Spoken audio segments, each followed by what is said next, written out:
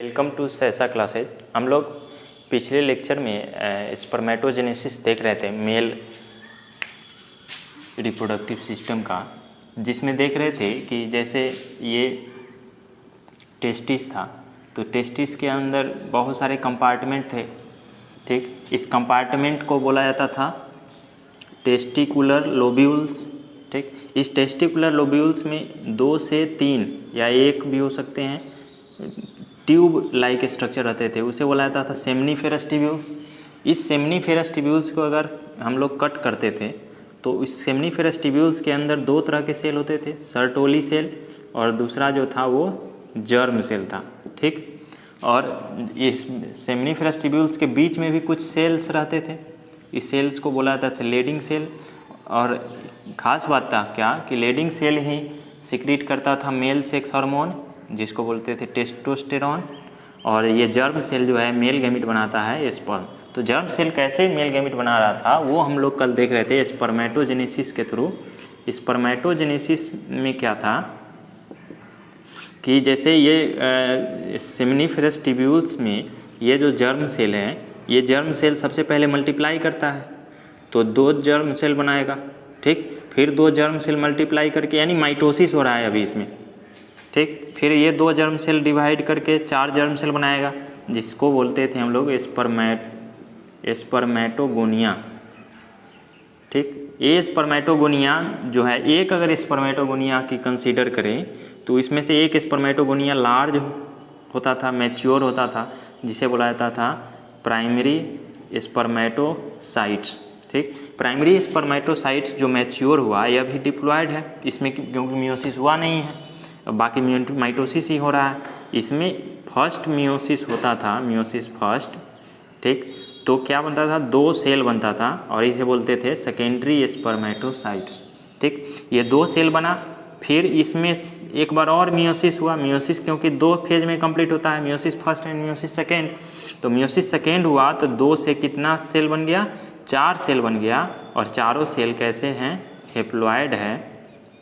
ठीक, और ये हेप्लॉयड है तो अब इसको बोला जाता था स्पर्मेटिड। ठीक, स्पर्मेटोगोनिया से बना प्राइमरी स्पर्मेटोसाइट, प्राइमरी स्पर्मेटोसाइट से बना सेकेंडरी स्पर्मेटोसाइट, सेकेंडरी स्पर्मेटोसाइट से बना स्पर्मेटिड हैं। स्पर्मेटिड जो है यही कन्वर्ट हो जा रहा था स्पर्म में। ठीक, स्पर्म में कन्वर्ट हो जा रहा था तो इसे बोलते थे स्पर्म, और इस प्रोसेस को, स्पर्मेटिड से स्पर्म बनने के प्रोसेस को बोला जाता था स्पर्मियोजेनेसिस। स्पर्मियोजेनेसिस, और एक होता है टर्म स्पर्मिएशन। तीनों में कन्फ्यूज नहीं होना है। स्पर्मेटोजेनेसिस जो प्रोसेस है उसमें क्या है, जर्म सेल से स्पर्म का बनना, जिसके अंदर स्पर्मियोजेनेसिस भी आ जाएगा स्पर्मेटोजेनेसिस में। लेकिन स्पर्मियोजेनेसिस क्या है कि ये जो हेप्लॉयड स्पर्मेटिड है, इस स्पर्मेटिड से स्पर्म में कन्वर्ट होना, ठीक, ये कहलाता है स्पर्मियोजेनेसिस। और स्पर्मिएशन क्या है कि टेस्टिस से आपको एपिडिडाइमस से होते हुए वास डिफेंस में जब ये स्पर्म आ जाता है तब उसको यहाँ से एपिडिडाइमस से, यानी टेस्टिस से वास डिफेंस में स्पर्म का आना, वो कहलाता है spermiation. Release of sperm from testis और epididymis is called spermiation, and conversion of spermatid into sperm is called spermiogenesis, and formation of spermatid or sperm from germ cell or spermatogonia by meiosis cell division is called spermatogenesis. This is the process, this was the process of spermatogenesis, spermiogenesis and spermiation. हम लोग कल इसकी बात कर चुके थे। हम लोग आज देखने वाले हैं कि स्पर्मियोजेनेसिस कैसे होता है, यानी स्पर्मेटिड से स्पर्म आखिर बनता कैसे है। इससे पहले रफ करते हैं। हम लोग स्पर्मियोजेनेसिस देखने जा रहे हैं।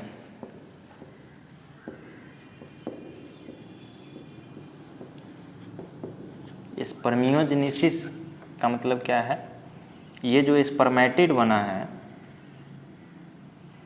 स्पर्मेटिड, इस स्पर्मेटिड से स्पर्म बनना,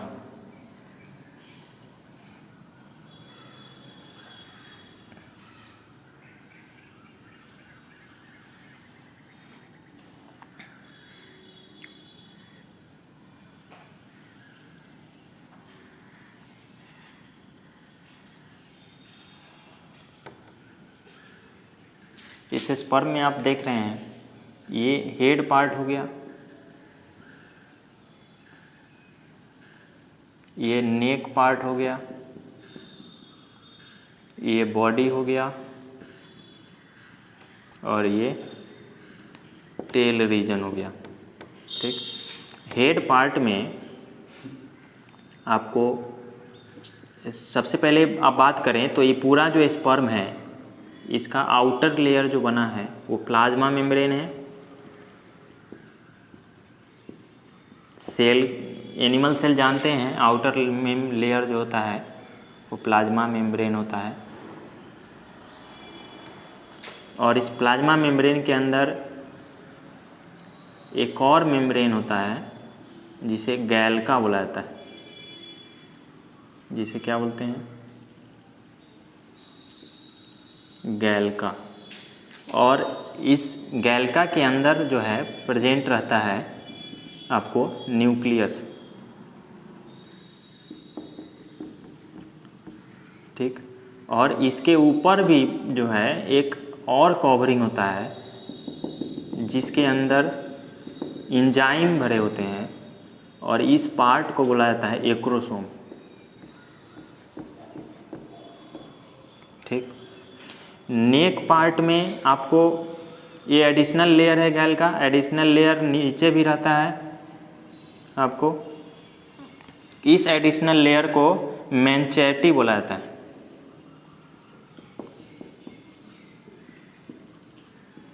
ठीक, और यहाँ पे नेक रीजन में 2 सेंट्रियोल होते हैं। सबसे ऊपर वाला को बोला जाता है प्रॉक्सिमल सेंट्रियोल,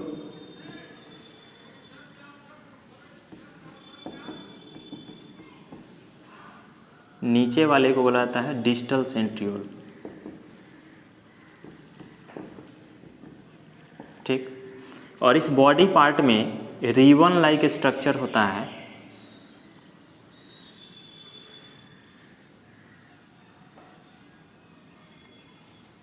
ठीक, ये देख रहे हैं रिबन लाइक स्ट्रक्चर है। इसे बोला जाता है नीबेन कर्ण। और ये नीबेन कर्ण एक्चुअली वो है क्या? माइटोकॉन्ड्रिया है। ठीक, और लास्ट में यही मेम्ब्रेन, मैंचेटी जो मेम्ब्रेन है, ये मेम्ब्रेन और यहाँ जो डिस्टल सेंट्रियोल है यहाँ से एक थ्रेड लाइक स्ट्रक्चर निकलता है और टेल तक जाता है, थ्रेड लाइक स्ट्रक्चर। ठीक, इस थ्रेड लाइक स्ट्रक्चर को बोला जाता है एक्सियल फिलामेंट।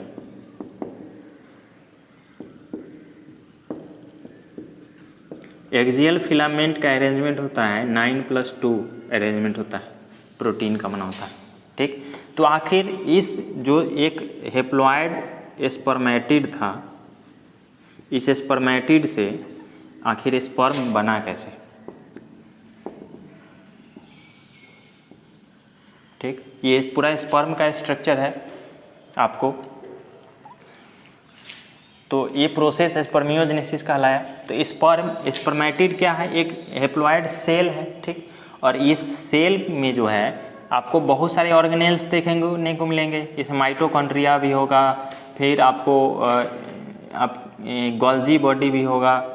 ठीक, लाइसोसोम भी होगा। सेल में जितने सेल ऑर्गेनेल्स होने चाहिए वो सारे सेल ऑर्गेनेल्स इसमें होंगे स्पर्मेटिड में। ठीक, तो इस स्पर्मेटिड में क्या होता है? सबसे पहला होता है इसके अंदर जो न्यूक्लियस है वो कंडेंस्ड हो जाते हैं। कंडेंसेशन सबसे पहला जो स्टेप होता है स्पर्मियोजेनेसिस में, कंडेंसेशन ऑफ न्यूक्लियस होता है। यानी न्यूक्लियस क्या हो जाते हैं?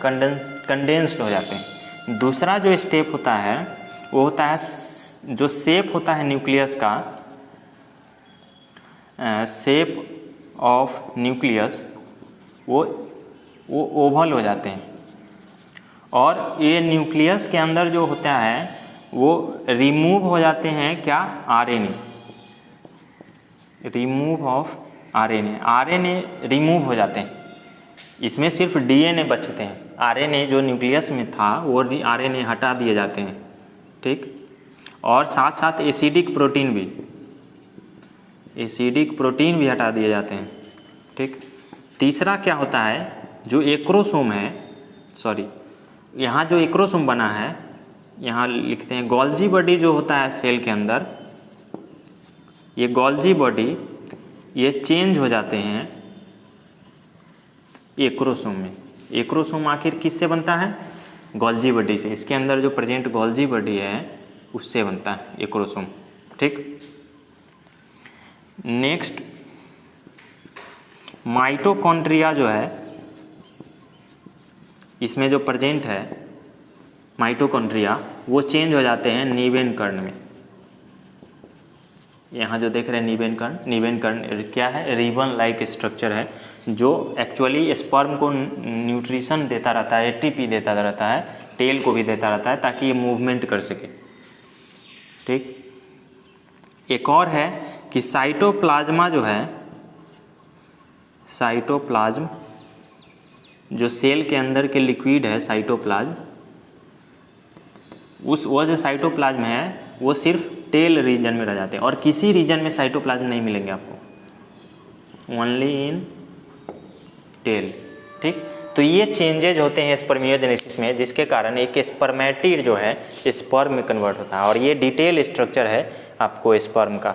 ठीक, और एक्रोसोम के अंदर यहाँ जो है ये एंजाइम रहते हैं, इस एंजाइम को बोला जाता है हाइड्रोलाइटिक एंजाइम।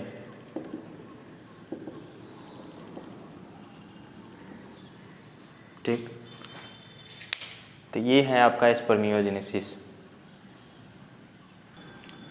अब यहाँ जो देख रहे हैं जो स्पर्म बना, ये आखिर स्पर्म जो बना है ये हम लोग के बॉडी से बना है। तो हम लोग के बॉडी में जो मेल बॉडी होता है, मेल बॉडी में, बॉडी के सेल में, मेल बॉडी के सेल में कितने क्रोमोसोम होते हैं? 46। आखिर वो क्रोमोसोम होते कहाँ हैं? तो सेल के अंदर जो न्यूक्लियस है, न्यूक्लियस के अंदर जो क्रोमोसोम होते हैं वहाँ होते हैं। ठीक, और ये 46 क्रोमोसोम होते हैं जिसमें दो तरह के क्रोमोसोम होंगे, एक होंगे ऑटोसोम और दूसरा होंगे सेक्स क्रोमोसोम। और हम सिर्फ बात कर रहे हैं मेल बॉडी का, इसीलिए सेक्स क्रोमोसोम मेल बॉडी में दो होंगे, एक एक्स और एक वाई। और ऑटोसोम जो होते हैं वो बॉडी के कैरेक्टर को मेंटेन करते हैं और सेक्स क्रोमोसोम सेक्स के कैरेक्टर को मेंटेन करते हैं। यानी मेल होना चाहिए नेक्स्ट बेबी या फीमेल होना चाहिए, कौन डिसाइड करता है? Sex chromosome. और सेक्स क्रोमोसोम दो तरह के किस में होते हैं? मेल बॉडी में होते हैं। ठीक, तो स्पर्म जब इस 46 क्रोमोसोम में ये दो क्रोमोसोम हो गया आपको सेक्स क्रोमोसोम, बाकी कितने बच गए? 44 बच गए ऑटोसोम। तो इसमें जब मियोसिस होता है, यानी जब स्पर्मेटोजेनेसिस हुआ, मियोसिस सेल डिवीजन हुआ, किसमें? स्पर्मेटोगोनिया में से बना इस प्राइमरी स्पर्मेटोसाइट में फर्स्ट मियोसिस हुआ तो बना सेकेंडरी स्पर्मेटोसाइट में सेकेंड मियोसिस हुआ तो बना स्पर्मेटिड। और जो मियोसिस सेल डिवीजन हो रहा है इसमें तो क्या होगा? क्रोमोसोम आधा हो जाएगा, तो जो स्पर्म बनेगा वो स्पर्म हेप्लॉइड होगा और इसका ये 46 क्रोमोसोम कैसा है? डिप्लॉइड है। और हेप्लॉइड का मतलब क्या होगा? इसमें कितना क्रोमोसोम आएगा? आधा। 46 का आधा 23। अब 23 अब क्योंकि सेक्स क्रोमोसोम दो तरह के हैं तो इसीलिए स्पर्म भी कितने तरह के बनेंगे? स्पर्म भी दो तरह के बनेंगे, एक एक्स कंटेनिंग स्पर्म, एक वाई कंटेनिंग स्पर्म। और इस स्पर्म में कितने क्रोमोसोम होंगे? 23, यानी 22 ऑटोसोम होंगे और सेक्स क्रोमोसोम आधा, या तो एक्स हो सकता है या तो वाई हो सकता है। ठीक, तो एक्स वाले जो एक्स क्रोमोसोम अगर इस न्यूक्लियस के अंदर है, इस स्पर्म के अंदर है, तो इस स्पर्म को आपको बोला जाएगा गाइनोसोम। और अगर वाई क्रोमोसोम इस न्यूक्लियस के अंदर है स्पर्म के तो उसे बोला जाएगा एंड्रोसोम, एंड्रोस्पर्म। और ये गाइनोस्पर्म। ठीक, तो दो तरह के स्पर्म हो गए।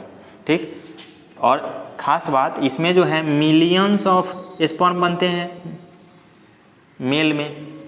ठीक, उस मिलियंस ऑफ स्पर्म में 50% बनेंगे एक्स वाले और 50% बनेंगे वाई वाले, ठीक।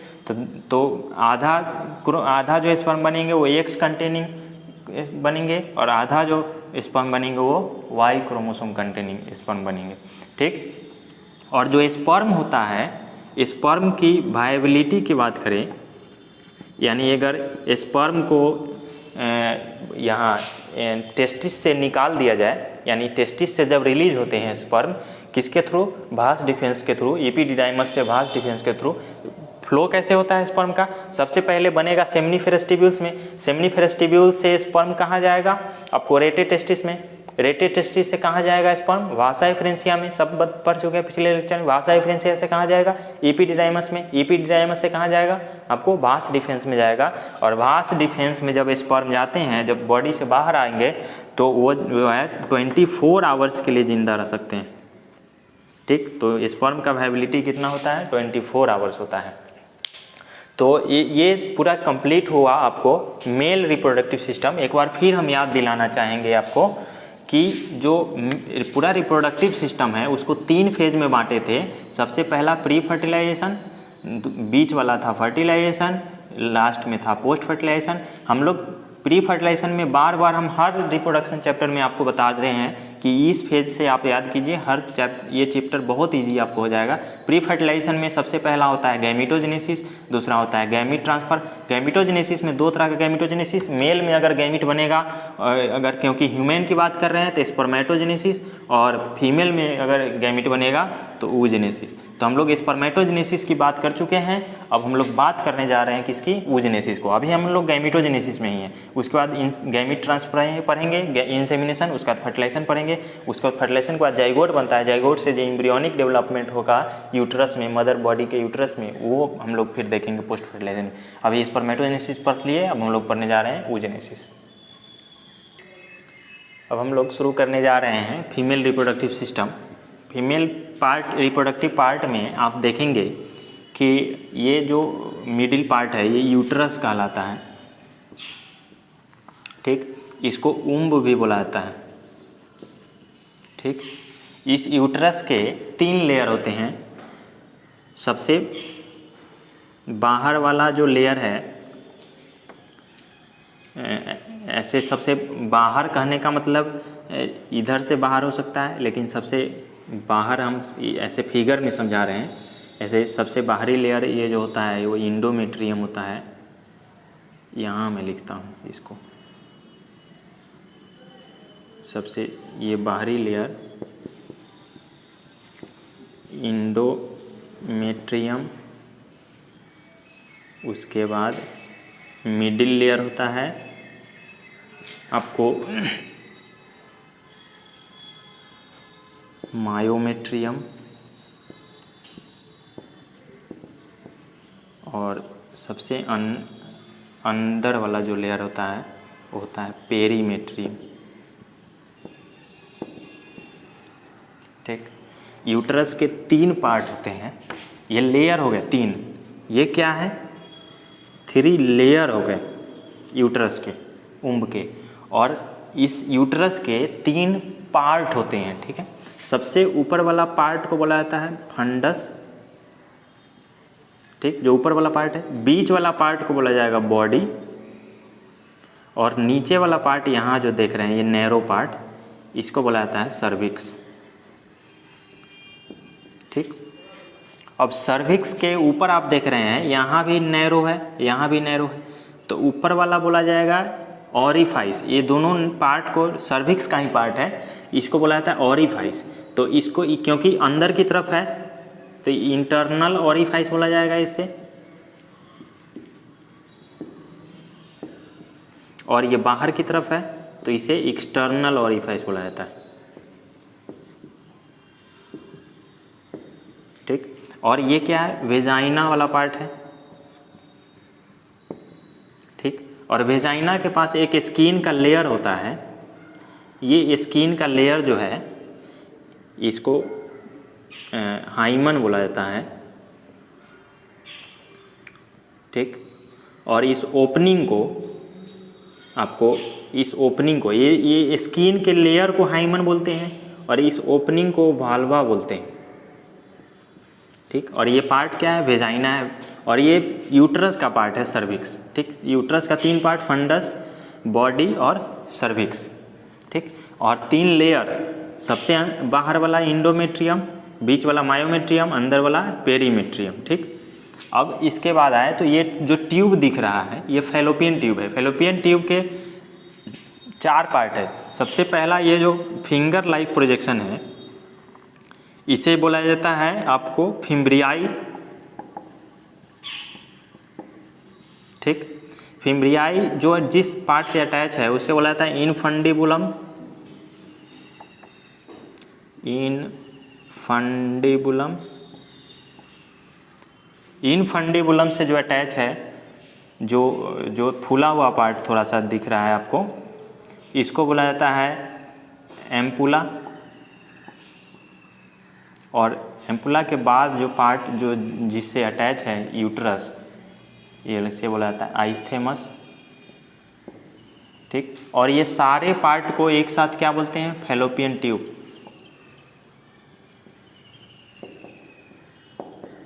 ये क्या है, फैलोपियन ट्यूब है आपका। ठीक, और ये पार्ट जो है ये ओवरी। ठीक, और क्योंकि ओवरी ही बनाता है फीमेल गैमीट, ओवरी में ही बनता है फीमेल गैमीट जिसे क्या बोलते हैं, एग। ठीक, और यही ओवरी सीक्रेट करता है sex hormone, secret female sex hormone. कौन कौन, ईस्ट्रोजेन एंड प्रोजेस्टेरॉन। ये जो 2 सेक्स हार्मोन है फीमेल के, वो दोनों सीक्रेट होता है कहाँ से, ओवरी से, और ओवरी में ही बनते हैं फीमेल गैमीट। ठीक है, और जो है यहाँ जो देख रहे हैं इंडोमेट्रियम लेयर, यही जो है मेंस्ट्रुअल साइकिल के समय बार बार ब्रेक होते हैं, बनते हैं, ब्रेक होते हैं, बनते हैं। और ये हाइमन जो स्किन के लेयर है, ये हाइमन जो है किसी फीमेल में पहले टूट जाते हैं, किसी में बाद में। हो सकता है एक्सरसाइज, राइडिंग, साइकिलिंग, प्लेइंग, ये सब कारण जो है हाइमन जो है टूट जाते हैं। तो हाइमन से ऐसे नहीं पहचाना जा सकता है कि ये वर्जिनिटी की जो पहचान है वो हाइमन से एक्चुअली नहीं कर सकते हैं, क्योंकि हाइमन कभी कभी ब्रेक हो जाते हैं प्लेइंग से भी, खेलने से, राइडिंग से, साइकिलिंग से, हॉर्स राइडिंग से, ये सब से। ठीक है, तो आपको ये थे फीमेल रिप्रोडक्टिव सिस्टम के जो डायग्राम है। अब इसमें हम लोग 2 तरह से इस ऑर्गन को बांट सकते हैं। एक प्राइमरी सेक्स ऑर्गन, यानी जो एकदम ज़रूरी है, एकदम रिक्वायर्ड है, उसके बिना रिप्रोडक्शन संभव नहीं है, तो वो कौन से है, क्योंकि फीमेल गैमीट के बिना मेल गैमीट फीमेल गैमीट के बिना बनेंगे नहीं जाइगोट, और जाइगोट से फिर बेबी बनेंगे नहीं। इसीलिए ओवरी जो है एकदम प्राइमरी सेक्स ऑर्गन है, क्योंकि यही जो है ओवरी आपको फीमेल गैमीट बनाते हैं। और बाकी जो ऑर्गन हैं जैसे फैलोपियन ट्यूब हो गए, यूट्रस हो गए, ये सब क्या है आपको सेकेंडरी सेक्स ऑर्गन है। तो हम लोग फिर आगे देखते हैं कि कैसे जो है ओवरी से एग बनते हैं। ठीक, अब हम लोग देखते हैं 3 फिगर और है। जो ओवरी था फीमेल रिप्रोडक्टिव का प्राइमरी सेक्स ऑर्गन, इस ओवरी का डिटेल फिगर हम लोग देखते हैं। ये ओवरी जो होता है वो 8 सेंटीमीटर लॉन्ग होता है और 5 सेंटीमीटर वाइड होता है। ठीक है,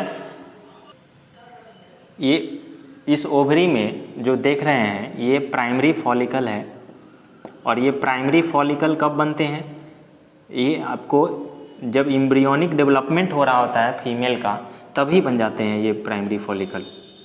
और ये प्राइमरी फॉलिकल जो है डेवलप होना शुरू होंगे प्यूबर्टी के बाद। हम लोग प्यूबर्टी भी देखने वाले हैं अभी।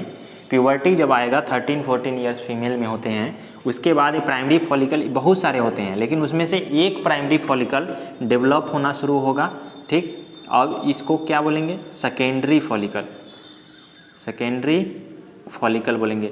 अब ये सेकेंडरी फॉलिकल फिर डेवलप होगा, उसके अंदर फिर एक छोटा सा सेल बनता है, तो इसको बोलेंगे टर्शियरी फॉलिकल, टर्शियरी फॉलिकल। ठीक, और टर्शियरी फॉलिकल के अंदर जो है बनते हैं प्राइमरी oocytes,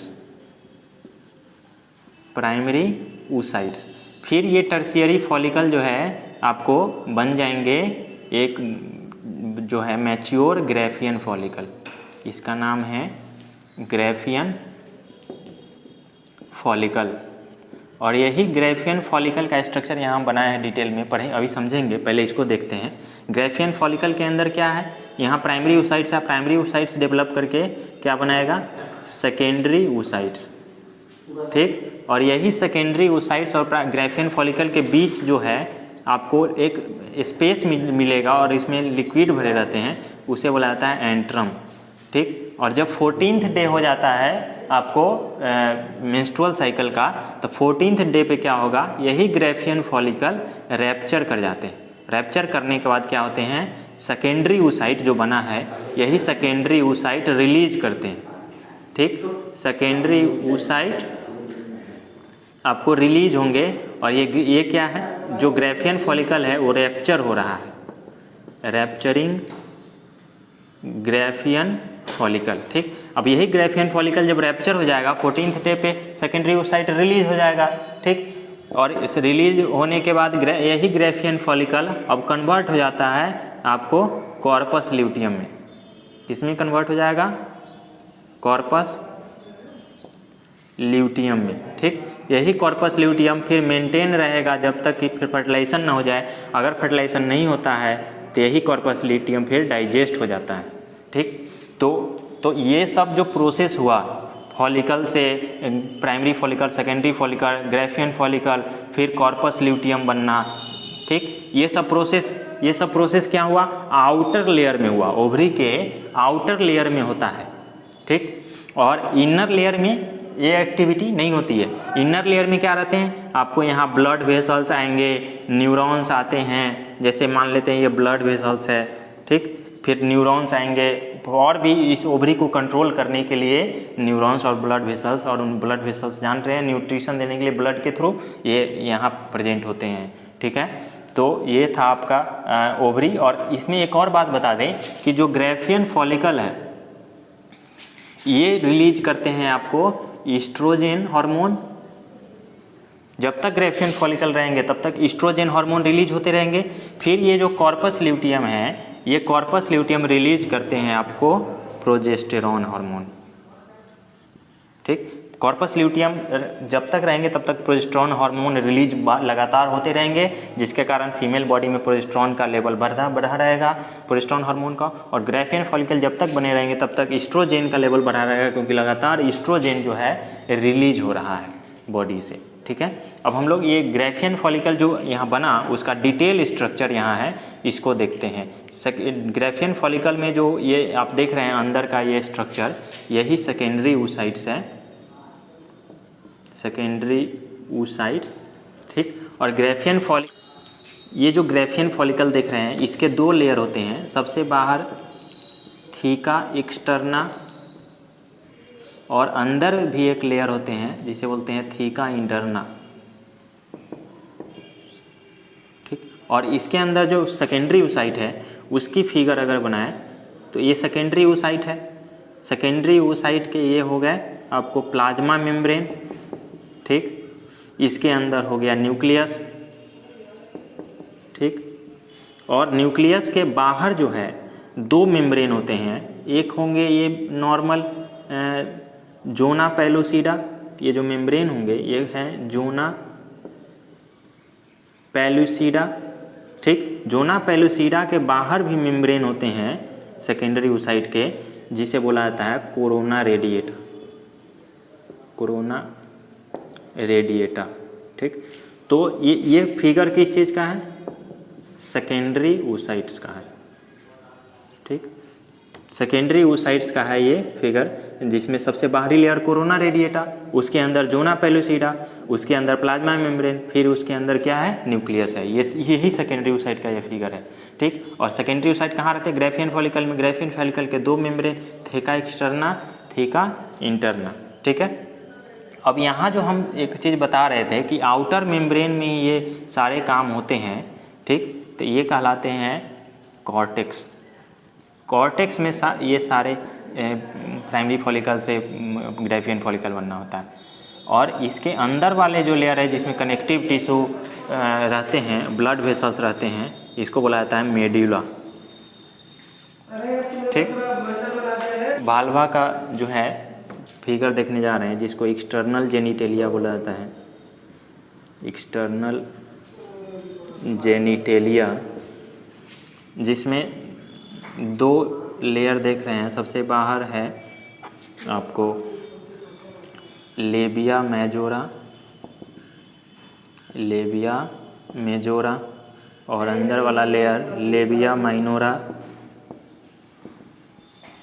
ठीक, उसके बाद यहाँ देख रहे हैं ये हेयर है, इसको बोला जाता है मॉन्स प्यूबिस, मॉन्स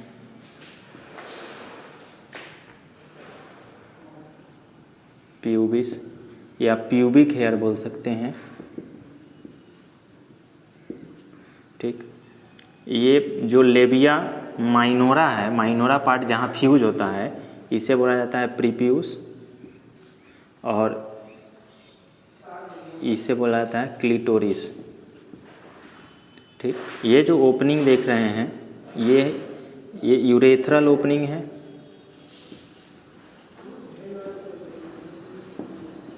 ठीक, और ये जो ओपनिंग देख रहे हैं ये वेजाइनल ओपनिंग है। वेजाइनल ओपनिंग जो है बात कर चुके हैं, ये कवर्ड रहता है हाइमन से। ये टूट भी सकता है आपको जिम करने से, आपको हॉर्स राइडिंग खेलने कूदने से। और यहाँ पे एक ग्लैंड रहते हैं वेजाइनल ओपनिंग के ऊपर में। इस ग्लैंड को बोला जाता है bulbo vestibular gland, vestibular gland. ठीक, और बल्बो वेस्टिब्यूलर ग्लैंड को एक और नाम से जानते हैं जिसे बोलते हैं, यहीं पे लिखता हूँ,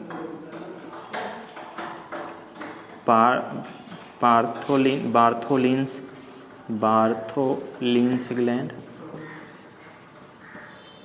ठीक, तो ये हैं आपके वाल्वा के स्ट्रक्चर। अब कुछ ऐसे स्ट्रक्चर है फीमेल में जो मेल के लाइक है, यानी होमोजीनस है। ये क्वेश्चन भी आते हैं कि होमोजीनस कौन से ऑर्गन है, यानी मेल जैसे फीमेल में कौन से ऑर्गन है। सबसे पहले अगर बात करें क्लिटोरिस जो होते हैं, क्लिटोरिस किसके फिगर है, पार्ट है फीमेल के, यहाँ फीमेल लिख रहा हूँ। क्लिटोरिस जो है होमोलोगस टू, होमोजीनस नहीं, होमोलोगस पार्ट पूछते हैं क्वेश्चन। क्लिटोरिस किसके होमोलोगस होते हैं, मेल में पेनिस के होमोलोगस होते हैं। दूसरा जो है आपको लेबिया माइनोरा, लेबिया माइनोरा जो है वो किसके होमोलोगस होते हैं, स्क्रोटम के होमोलोगस होते हैं मेल में। ठीक, फिर आपको ये जो बार्थोलिन्स ग्लैंड है,